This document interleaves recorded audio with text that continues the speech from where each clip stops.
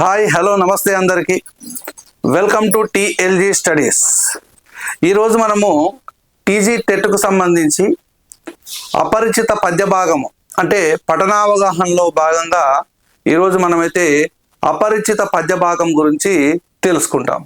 అపరిచిత పద్య భాగం అని అంటే ఏదైనా ఒక పద్యాన్ని ఇచ్చి ఆ పద్యానికి సంబంధించినటువంటి 5 ప్రశ్నలు అయితే అడగడము జరుగుతుంది.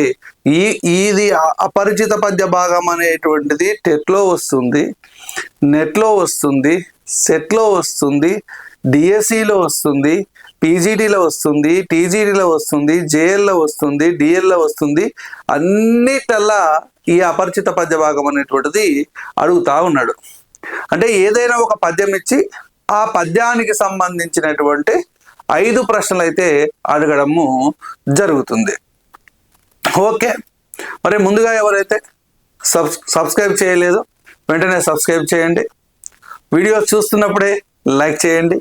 తర్వాత మీకు ఏమైనా సందేహాలు ఉంటే కమెంట్ అయితే చేయండి. ఓకే, ఒక పద్యం అయితే ఇక్కడ తీసుకుందాము. ఓకే, ఈ కింది పద్యాన్ని చదివి ప్రశ్నలకు సమాధానాలు రాయండి అని అన్నాడు.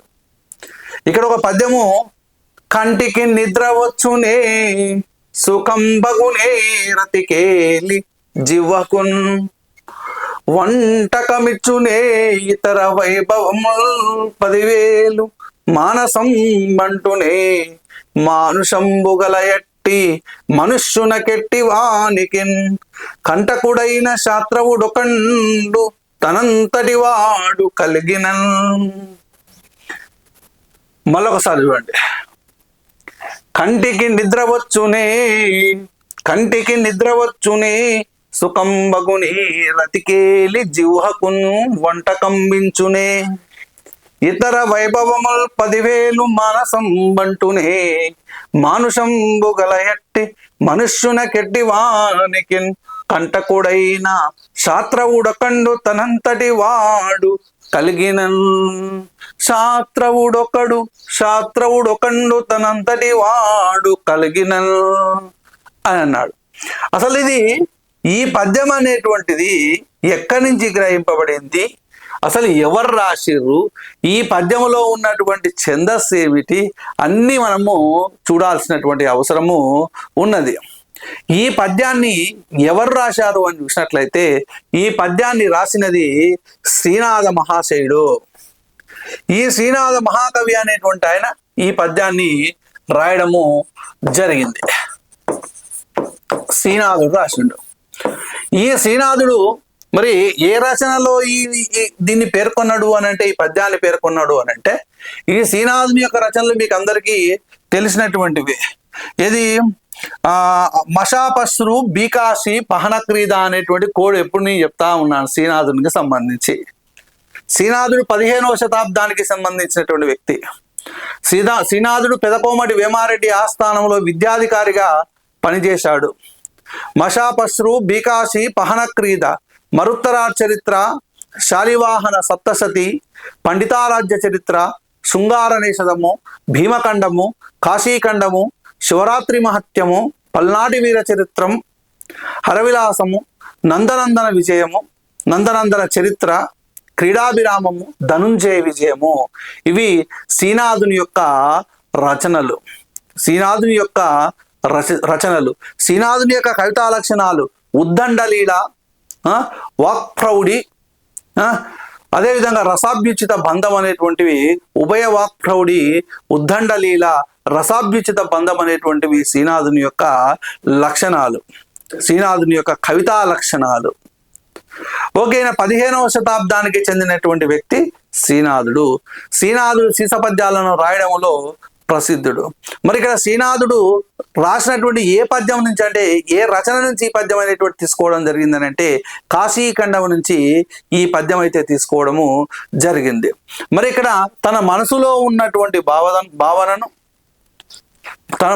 ఉన్నటువంటి భావాలను వింధ్యాపర్వతము చెబుతున్నట్లుగా, వింధ్యాపర్వతము అనేటువంటి పర్వతము చెబుతున్నట్లుగా ఈ పద్యాన్ని రచించడం జరిగింది శ్రీనాథుడు.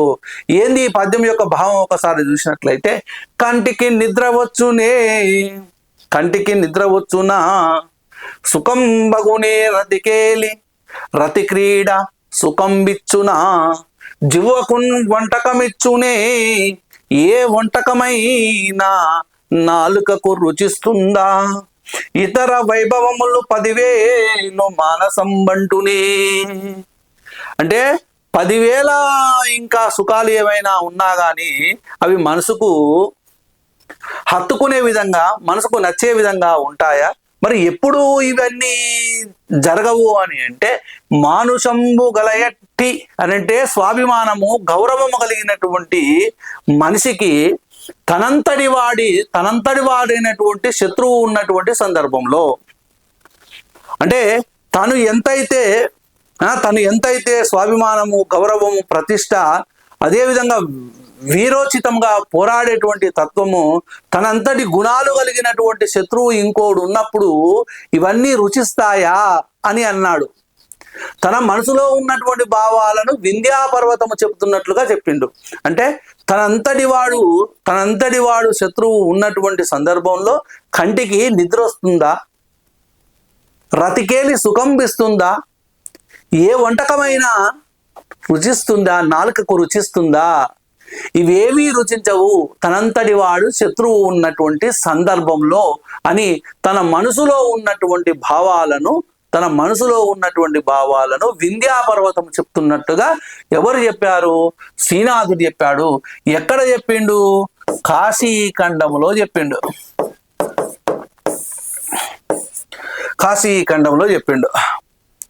ఓకే, మరి ఇందులో ఉన్నటువంటి ఛందస్సు ఏమిటో ఒకసారి చూద్దాం. ఛందస్సు కావాలంటే మనం ఇక్కడ లఘుగురులను గుర్తించాల్సినటువంటి అవసరము ఉన్నది. ఇది గురువు, లఘువు, లఘువు, గురువు, లఘువు, గురువు, లఘువు, లఘువు, లఘువు, గురువు, లఘువు, లఘువు, గురువు, లఘువు, లఘువు, గురువు, లఘువు, గురువు, లఘువు, గురువు. ఓకే, ఘన విభజన చేసేటప్పుడు ఇలా చేయాలి. 3 ఒకసారి ఘన విభజన చేయాలి. రైట్. ఇప్పుడు మొదటి గురువు ఉంది కాబట్టి ఇప్పుడు మొదటి గురువు కాబట్టి దీనికి భా, మధ్య లఘువు కాబట్టి రా, 3 లఘువులు కాబట్టి నా. మొదటి గురువు ఉంది కాబట్టి భా, మొదటి గురువు కాబట్టి భా, మధ్య లఘువు కాబట్టి రా, లఘువు గురువు కాబట్టి వా. ఒకటే లఘువు గురువు వస్తేనేమో వా, గురువు లఘువు వస్తేనేమో హా. ఇది మీరు గుర్తించాలి. లఘువు గురువులు వస్తేనేమో వా, గురువు లఘువు వస్తేనేమో హా. మరి ఇక్కడ భరణభ బరవా వచ్చింది కాబట్టి ఇందులో ఉన్నటువంటి ఛందస్సు ఏమిటి అని అంటే ఉత్పలమాల. ఉత్పలమాల యొక్క లక్షణాలు ఏంటివి? ఇది జాతి పద్యము. నేను ఓవరాల్గా చెప్తా ఉన్నాను. ఇది జాతి పద్యము. దీనిలో 4 పాదాలు ఉంటాయి. జాతి పద్యం కాదు, ఇది వృత్తపద్యం. జాతి పద్యం చెప్తా ఉన్నాను. ఇది వృత్తపద్యము. దీనిలో 4 పాదాలు ఉంటాయి. ప్రతి పాదమునందు భరణభ బరవ అనేటువంటి గణాలు ఉంటాయి. 1 10వ అక్షరమునకు ఎది చెల్లును. ప్రతి పాదమునందు 20 అక్షరాలు ఉండును. యతిమైత్రి పాటించవలేను, ప్రాస నియమము కలదు. ఇది ఉత్పలమాల. చెంపకమాల ఏంది? చెంపకమాల ఇది వృత్తపద్యము. దీనిలో 4 పాదాలు ఉండును. ప్రతి పాదమునందు నజ భజ జజర అనేటువంటి గణాలు ఉంటాయి. 1 11వ అక్షరమునకు యతి చెల్లును. యతిమైత్రి పాటించవలేను, ప్రాస నియమము కలదు. ఇది చెంపకమాల. తర్వాత శార్దూలము అంటే ఇది వృత్తపద్యము. దీనిలో 4 పాదాలు ఉండును. ప్రతి పాదమునందు మస జస తతగా అనేటువంటి గణాలు ఉంటాయి. 1 13వ అక్షరమునకు యతి చెల్లును. యతిమైత్రి పాటించవలేను, ప్రాస నియమము కలదు. తర్వాత మత్తేభము ఇది వృత్తపద్యము. దీనిలో 4 పాదాలు ఉంటాయి. ప్రతి పాదమునందు సబరణమయవ అనేటువంటి గణాలుండును. ప్రతి పాదమునందు సబరణమయవ అనేటువంటి గణాలుండును. 1 14వ అక్షరమునకు యతి చెల్లును. 1 14వ అక్షరమునకు యతి చెల్లును. అదేవిధంగా యతిమైత్రి పాటించవలేను, ప్రాస నియమము కలదు. యతిమైత్రి పాటించవలేను, ప్రాస నియమము కలదు. ఇది మత్తేబం. సార్ ఉత్పలమాల గుర్తుంటుంది, చంపకమాల గుర్తుంటుంది, శార్దూలము మత్తేబం దగ్గరనే కొంచెం కన్ఫ్యూజ్ అవుతుంది ఏంది అని అంటే ఒకటే గుర్తు పెట్టుకోండి. ఉత్పలమాల అంటే నల్ల కలువ పూలదండ, చంపకమాల అంటే సంపెంగ పూలదండ, శార్దూలము అంటే పెద్ద పులి, మత్తేబము అని అంటే మదించినటువంటి ఏనుగు. మరి శార్దూలం అంటే పెద్ద పులి, పెద్ద పులి శార్దూలం యొక్క గణాలు మసజస తతగా. పెద్ద పులికి మసాజ్ చేయాలి, అది గుర్తుపెట్టుకోండి. పెద్ద పులి మసాజ్, శార్దూలము మసాజ్ అంటే మసజస తతగా. ఇది మసజస తతగా అని తేలితే మత్తేబము సవరణమైవ అనేటువంటిది తెలుస్తుంది. ఓకేనా, రైట్. ఇప్పుడు 1 10వ అక్షరమునకు యతి చెల్లును అని అన్నాడు. 1వ అక్షరము ఎప్పుడు 1 2 3 4 5 6 7 8 9 10 అంటే ఇక్కడ కా వచ్చింది. మళ్ళీ ఇక్కడ రెండోది కూడా 2వ పాదంలో కూడా చూసి పెట్టుకుంటే అయిపోతుంది. 1 2 3 వా పెట్టుకో. 1 2 3 4 5 6 7 8 9 10 ఇక్కడ బం 1 2 3 4 5 6 7 8 9 10 ఇక్కడ 1 2 3 4 5 6 7 8 9 10 రైట్. ఇక్కడ జాగ్రత్త, మరి ప్రాస నియమం ఉందా లేదా ఒకసారి చూడాలి. 2వ అక్షరం ఏంది? ఇక్కడ టీ ఉంది, ఇక్కడ టా ఉంది, ఇక్కడ టూ ఉంది, ఇక్కడ టా ఉంది. కాబట్టి ప్రాస నియమం కూడా పాటించింది, యతిమైత్రి కూడా పాటించింది. అదేవిధంగా మరి ప్రతి పాదంలో 20 అక్షరాలు ఉన్నాయా లేవో చూసుకోవాలి. 1 2 3 4 1 2 3 4 5 6 7 8 9 10 11 12 13 14 15 16 17 18 19 20 అక్షరాలు ఉన్నాయి. అదే ప్రతి పాదములందు 20 అక్షరాలు ఉంటాయి, 20 అక్షరాలు ఉంటాయి. చంపకమాల అయితేనేమో 21 ఉంటాయి, శార్దూలం అయితేనేమో 19 అక్షరాలు ఉంటాయి, 19 అక్షరాలు ఉంటాయి. మత్తేబం అయితేనేమో 20 అక్షరాలు ఉంటాయి, మత్తేబం అయితేనేమో 20 అక్షరాలు ఉంటాయి. ఓకేనా, రైట్. ఇది పద్యం. ఓకే, మరి దీని పద్యానికి సంబంధించి పూర్తి వివరాలు అయితే తెలుసుకున్నాం. దీన్ని శ్రీనాథుడు రాసిండు, కాశీఖండంలో రాసిండు. ఇది ఉత్పలమాల ఛందస్సు. భరణబర అనేటువంటి గణాలు ఉంటాయి. వింధ్యాపర్వతం యొక్క అంతరంగాన్ని చెప్పడము జరిగింది. దీని యొక్క భావం కూడా మొత్తం పూర్తిగా తెలుసుకున్నాం. ఇప్పుడు ప్రశ్నలకు వద్దాం. రైట్. మొట్టమొదటి ప్రశ్న, ఈ పద్యము ఏ గ్రంథములోనిది? Option A Bhimakhandam, option B Srungaranishadamu, option C Kashikhandam, option D Krida Viramam. ఈ 4 శ్రీనాథునివే.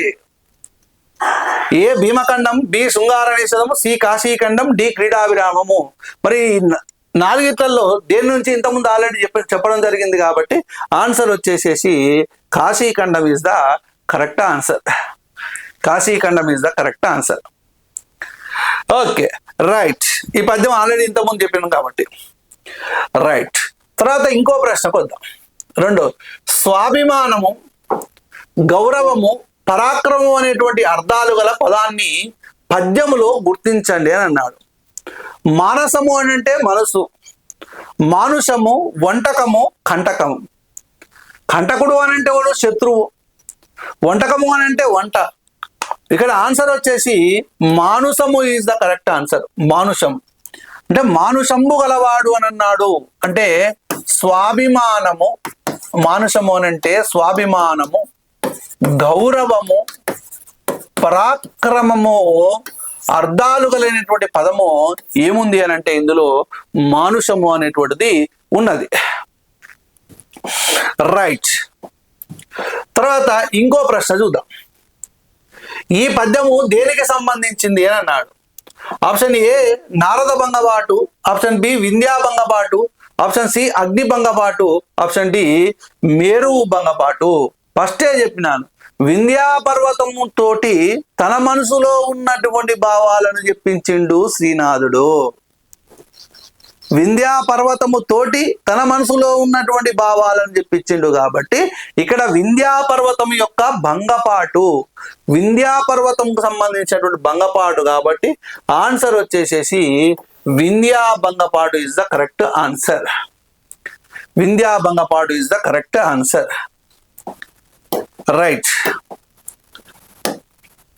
తర్వాత ప్రతి పాదములోని యతిమైత్రి గల అక్షరాలను గుర్తించండి అని అన్నాడు. ప్రతి పాదంలోని యతిమైత్రి గల అక్షరాలను గుర్తించండి అని అన్నాడు. అందుకని నేను ఫస్టే గుర్తించి పెట్టుకున్నా. చూద్దాం మరి, పైకి బ్యాక్ పోదాం, పద్యంకి వెళ్దాం. రైట్. ఈ పద్యానికి సంబంధించి చూసినట్లయితే, కంటికి నిద్ర వచ్చునే సుఖం బగునే రతికేలి జివ్వకున్ వంటకమిచ్చునే ఇతర వైభవములు 10,000 మానసం అంటూనే మానుషంబు గల ఎట్టి మనుష్యున కెట్టి వానికి కంటకుడైన శాస్త్రవుడొకండు తనంతటి వాడు కలిగిన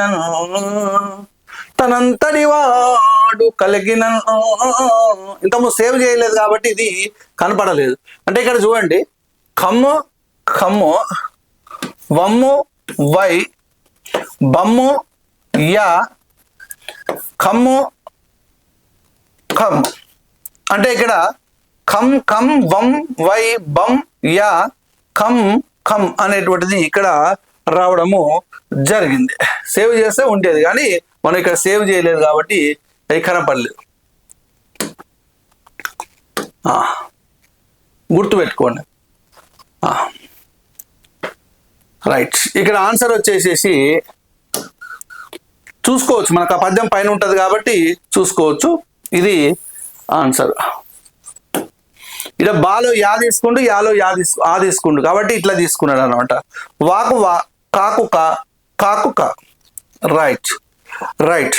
తర్వాత ఇంకో ప్రశ్న చూద్దాం.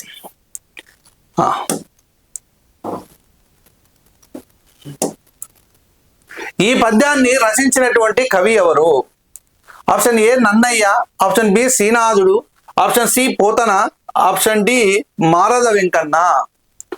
ఇక్కడ option A Nannaya, option B Srinathudu, option C Potana, option D Marada Venkanna. Answer వచ్చేసి శ్రీనాథుడు. ఆల్రెడీ మీకు తెలుసు, ఇంతకుముందే నేను చెప్పడం జరిగింది, స్టార్టింగ్ లోనే చెప్పిన. శ్రీనాథుడు కాశీఖండములోని వింధ్యాపర్వతం యొక్క భంగపాటును, తన మనసులో ఉన్నటువంటి భావాలను వింధ్యాపర్వతం యొక్క భంగపాటుగా చిత్రీకరించడము జరిగిందండి. ఓకే, ఇది పద్యానికి సంబంధించి ఏ విధంగా చేయాలి. ఇక్కడ 5 రకాల ప్రశ్నలు అడిగిండు. సమాసాలని అడగొచ్చు, సందులైన అడగొచ్చు, ఇంకా ఈ పర్యాయ పదాలైన అడగొచ్చు, ఉత్పత్తి అర్థాలైన అడగొచ్చు, ప్రకృతి వికృతులైన అడగొచ్చు, అర్థాలైన అడగొచ్చు, తెలంగాణ పదజాలమైన అడగొచ్చు. ఒకటే గుర్తుపెట్టుకోండి, పద్యం ఇచ్చి అపరిచిత పద్యం ఇచ్చి ఆ అపరిచిత పద్యానికి సంబంధించి అపరిచిత పద్యంలో పదజాలానికి సంబంధించి వ్యాకరణాంశాలకు సంబంధించినటువంటి ప్రశ్నలు అయితే వస్తా ఉన్నాయి. చాలా వరకు వ్యాకరణాంశాలు అని సపరేట్ గా, అంటే ఈ పద్యంలో అడుగుతున్నాడు, వ్యాకరణాంశాలు సపరేట్ గా కూడా అడుగుతున్నాడు. నెక్స్ట్ నేను వ్యాకరణాంశాల మీదనే మళ్ళీ బిట్స్ చేయబోతున్నాను. ఓకే, ఇది అపరిచిత పద్య భాగానికి సంబంధించి. ఓకే, ఈ వీడియో గిట్లా మీకు నచ్చినట్లయితే లైక్ చేయండి. ఒకవేళ మీరు సబ్స్క్రైబ్ చేయకపోతే సబ్స్క్రైబ్ చేయండి. మీకు ఏదైనా కామెంట్ చేయాలనుకుంటే కామెంట్ చేయండి. ఓకే, అందరికీ wish you all the best. Thank you.